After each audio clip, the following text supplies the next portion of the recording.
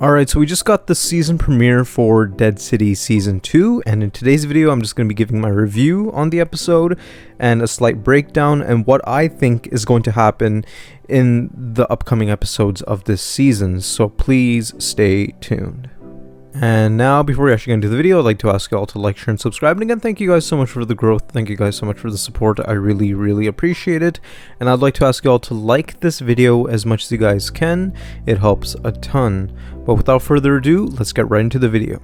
And now, first of all, I just want to say that I think this episode was actually pretty good, right? And I know that I've been critical about the other spin-offs, including Dead City Season 1, but I think that this episode sets up some major plot elements and some details and some characters, which it does seem like that they're going in the right direction. And also, considering the fact that this season has 8 episodes instead of 6, it leaves a lot of breathing room, and also it leaves a lot of space for plot details and character development and character arcs, right, going forward, right? We have 7 episodes left, so I think the pacing was just right, and the stuff that they set up in this episode really does seem like that, this season's going to be good. And for example, the methane, right, where they show that New York is coming back, right, like the electricity and all the lights and stuff like that, and it does look like that they're setting up the fact that Negan is going to be the ruler of New York, or he's going to be taking over all of these communities, right? Because they did show earlier on in the episode that the Dama and the Croat are trying to convince Negan that he needs to be their leader, right? And he needs to set up an example for everyone, and he needs to band everyone together, which I think Negan is going to take advantage of that opportunity. And Negan's whole speech was great, right? They did release a clip of that yesterday, and I want to make a video breaking that down, but because the episode came out today, I'll just put it in here. And yeah, I think that a lot of things are major, which a lot of people aren't talking about. For example, Annie and Negan's son Joshua, right? Now those are characters that are still alive. We didn't see them in season 1, so it does seem like that they're going to be returning in season 2. And maybe the Dama's bluffing, maybe they're dead, maybe the Croat already captured them, or they're being tortured or something like that. But I think that they're going to use that as leverage against Negan, and then when Negan finds out that, my wife and my child are dead, that's where he's going to let loose, and he's going to fully go into that whole season 7 Negan territory, because we did see a slight bit of that during his speech, right? And I think the scene was very cool, right? I just want to get into that scene specifically because beforehand, right, before Negan gives that speech, the Croat does offer Negan Lucille, right, the bat. And first of all, Negan's just thinking about it, and then he gives a speech, and when they're not listening, right, when they're going against him, that's where Negan has to set the example, and he gets Lucille from the Croat. It's not like he was forced to take the bat, but he took it willingly just to set that example, right? And it reminded me a lot of the lineup, right, where Negan is practically forcing everyone. He's forcing 3 different communities to listen to him, and when they do not listen to him, he shocks the person. And I thought that we're gonna have a season 7 moment there. I thought he was gonna go all out and put them all in a line, right? Put like 6 or 7 people in a line just to set an example. But I think that's something that's going to happen later on in the season, because in the trailers and just the teasers of this show, we're hearing Negan saying "eeny, meeny, miny, mo," and I'm not sure if that's just a flashback sequence and they keep on advertising it, or if Negan is going to do that again. But with Negan having Lucille again, I think that that is something that he's gonna do. And again, going back to my point of Annie probably being dead, or she might die in the season, that's where Negan is gonna do the whole lineup thing. But yeah, I think that setting up Negan as the leader of these groups and leading the charge against the new Babylon Federation, it's very cool, right? And that's where Negan and Maggie will cross paths in this season, and they would have to end up working together. And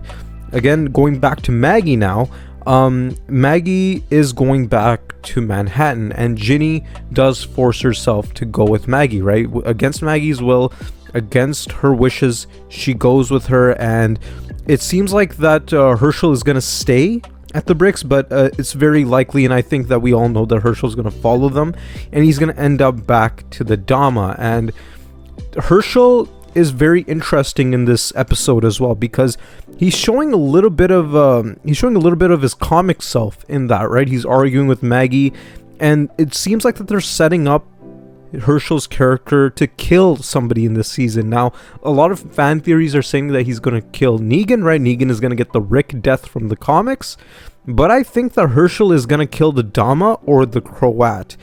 And that's the reason why he's going to go back to New York. And maybe during a scene later on, maybe in episode 7, episode 8, when the Croat is about to kill Negan or Maggie, that's where Hershel comes out of nowhere and he just shoots the Croat and the Croat dies. And which paves the way for Hershel taking a darker path and him being more like his comic self, or he might end up forgiving Negan. Another scene that I thought was very interesting was while they were in Manhattan, right, the Croat and Negan, we see Bruegel, and they did say that they gamble and they bet on stuff, and we do see that they have a Walker fighting tournament, right, like some sort of arena, right, where Walkers fight each other and they do make bets, and it seems very weird to me, right? And it's because Walkers, they don't necessarily kill each other, right? They don't aim at each other.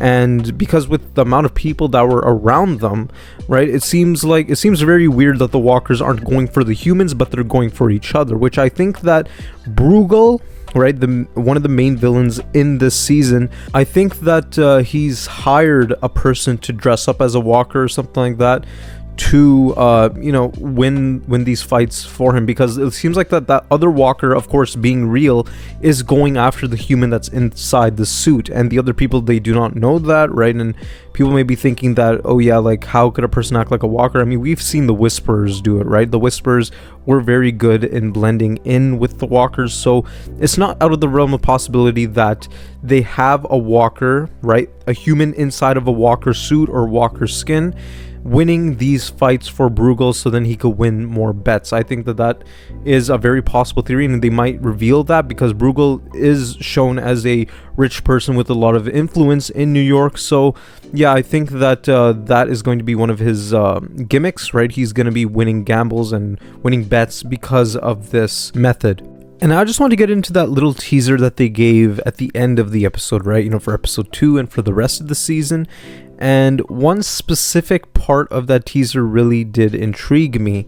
And we hear Negan saying that I want to line them all up and kill him. And, you know, this could mean a lot of things, right? This could mean that he's talking to Maggie or he's talking to the Croat, right? If he's talking to Maggie, then he's referring to the Croat, the Dama, and Bruegel and all of them. And he wants to line them up and kill them, right? Like, just like a normal lineup, which we did hear in the teasers, right? Negan saying, eeny, meeny, miny, mo. So I think that a lineup is a given, right? Also with Negan going back to his season 7 self, I think that it's very possible that we will get another lineup, but with the villains of the show and Negan setting an example. And I think that that's going to happen near the end of the season. And I think that the way that this lineup is going to happen is that Negan is going to backstab the Dama and the Croat and Bruegel and all of these guys, and he's going to get their people to side with him, and we're basically going to get the new saviors, right? And it's going to be a big twist at the end of the season, I think, right? Where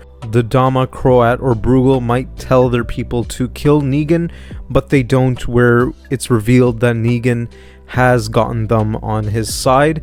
That's where he forces them on their knees, and he probably kills all 3 of them, right? He probably kills the main heads of these groups, and he takes over New York, right? He takes over all these people, and he forms the new saviors, where Negan will become the only ruler of New York, or the only leader, like the major head of New York is going to be Negan. I think that would be very cool, and if they want to extend this show more, right, if they want to make more seasons, which they have teased beforehand, I think that that's the perfect way of doing it, making Negan the king of New York and making his own new saviors. But if Negan is saying this to the Croat, then it's obviously a lie, right? And I think that that's a way to gain his trust. He's probably referring to Maggie, the Marshal, and all these other characters from the New Babylon Federation, and he's basically going to pull the rug on the Croat, right? Where they might get them down on their knees, and the Croat is going to say that, okay, you could kill them now, right? We got them on their knees,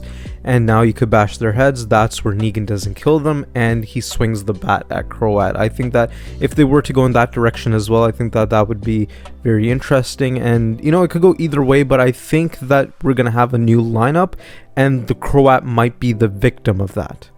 But yeah, I think that this episode was very good, and I think that it did a very good job in setting some stuff up for later down the road in the season, and I'm genuinely excited for what's to come, because the whole concept of New York being lit up again, and the whole plot being revolved around the methane, and just who gets it and who gets control over the power of New York, I think that that's a very cool basis of it. And just seeing little hints and teases of Negan going back to his savior mode in season 7, I think that that's a very nice addition as well. But yeah, I know that this breakdown wasn't that long, and that's solely because I want to focus on some very interesting stuff in the episode and not the whole episode entirely. But I will be making some more videos about some other things that were teased for this season. For example, before the premiere, there was some stuff teased about Rick Grimes and just a possibility of season 3 and all of that. So I will be making videos about those topics, so please look out for that. But yeah, that's it for today's video. I'd like to ask you all to like, share, and subscribe. And again, thank you guys so much for the growth. Thank you guys so much for the support. I really appreciate it. And I would like to ask you all to like this video as much as you guys can. It helps a ton, and press the notification bell to stay updated on more Walking Dead news and theories down the road. And also comment down your thoughts about this episode. What did you guys think about it, and what do you guys think is going to happen later on in the season? But yeah, other than that, thank you guys so much for watching.